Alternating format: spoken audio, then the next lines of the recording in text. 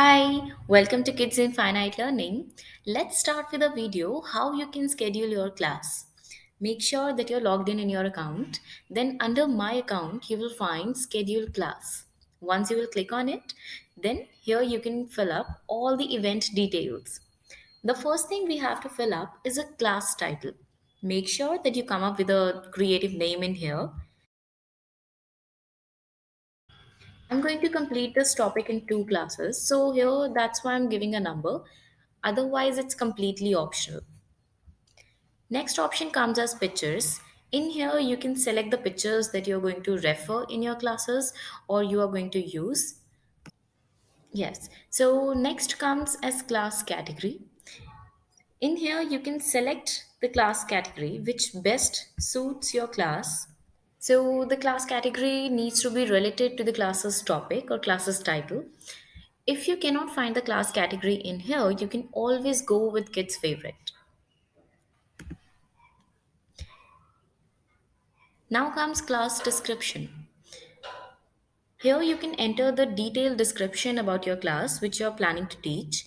It would actually help kids and parents to be aware about what learners will be learning during your class. So make sure that you provide a detailed information in here.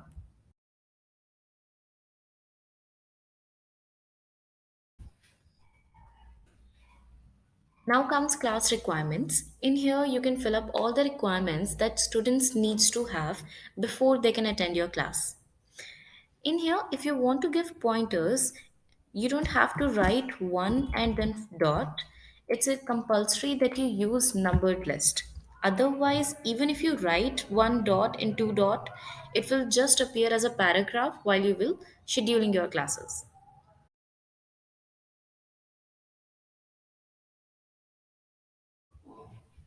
Now comes class tags. In here, you can enter the relevant keywords that are about your class. You can just enter the words that are related to your class title. It actually helps parents to search for your class easily.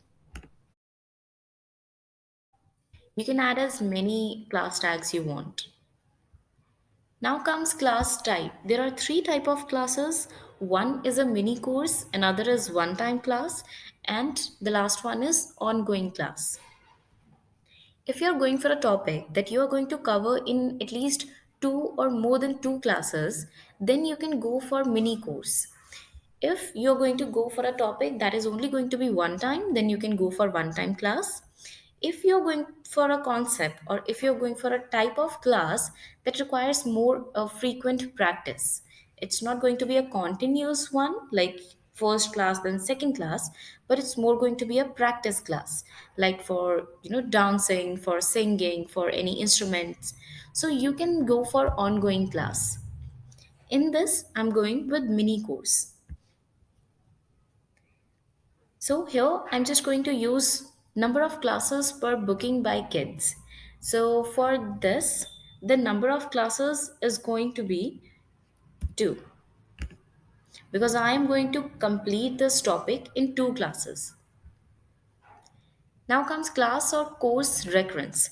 See, it's only applicable for ongoing classes because I am not going to repeat my class. First class is going to be different and second class is going to be different. So that's why it's don't repeat. Now comes class schedule.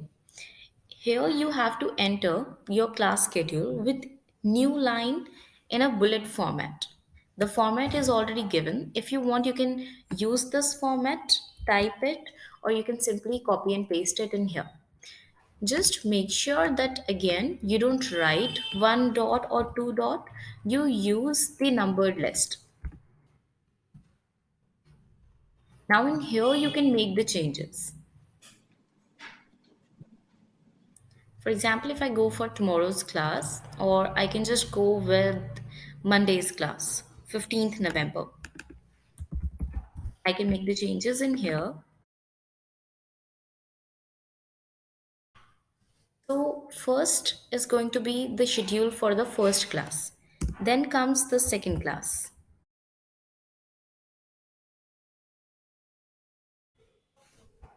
Once you're done with this, now we have to fill up the details of the start date and end date of the first class. Remember, in all these four columns, we are talking about the first class. It could be for mini course, it could be for one time class or ongoing class. We have to provide the information about the first class. So the start date and end date is going to be same for the first class. That is 15th November. Only in one case it is going to be different. For example, if your the starting time of your first class is 11:45 p.m. and the end time of the first class is 12:15 a.m. In that case, in only that case, start date and end date are going to be different. In rest of the cases, start date and end date is going to be exactly same.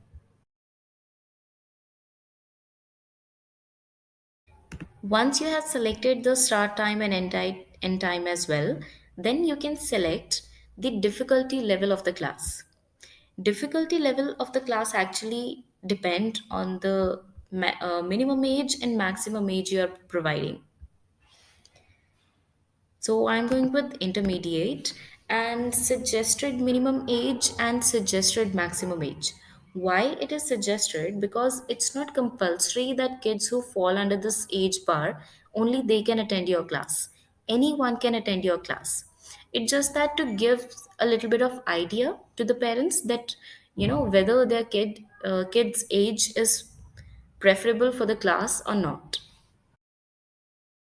Now comes teaching language. You can provide in which language you are going to teach. Now comes reference video URL. If you have any reference video that you can, create a video on your own, and or you can use a reference video from any other website, then you can provide the link in here, the one that you're going to use in your class. If you don't have any video or you're not going to use any video in your class, then you can simply write not available.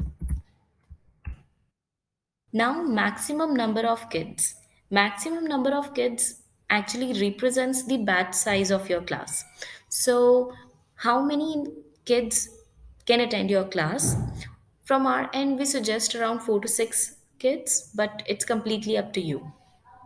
Now comes class or mini course fee. By clicking on this plus sign, you can fill up the details of the fee structure that you are going to provide for these classes.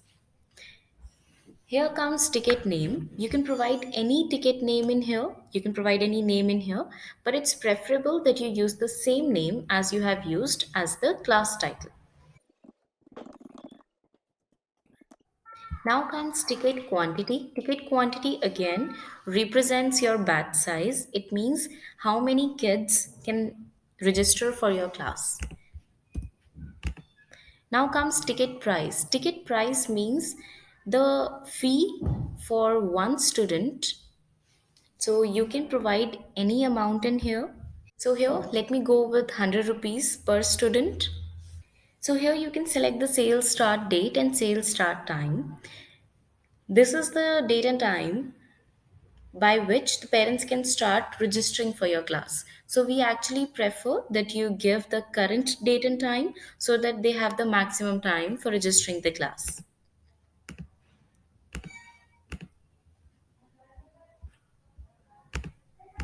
And sales end time. It's preferable that it is nearby the schedule of the class so that parents can have the maximum time to book your session. Make sure you do not click on class or mini course fee again, and do not make any changes in the settings. Once you are done with this, then comes class booking deadline. It means what is the last deadline by which parents can book your class. But as you have already given the last value in here, the sales end date, so it's preferable that you do not make any changes in here and leave this empty. Now comes organizer's detail. In here, you must have created your organizer profile already. So you can select the profile and then you can go with preview. Once you click on preview, then you can see your entire class like this. It will start with images in here and then the title, the instructor's profile, and additional details. All the information will be given in the same format. Once you're satisfied with all the information, then you can click on submit listing. If not, if you want to make any changes, you can click on edit listing and go back and make the changes. So once you click on submit listing, the entire class's detail will be sent to our team. They will review it once and the listing will be visible once it is approved by the team. Meanwhile, you can go to manage classes and you can see your classes in here. It's saying pending approval. Once it is approved, then the title will turn into a hyperlink and you can click on it and see the details on the website exactly as it will be shown to the parents. Thank you.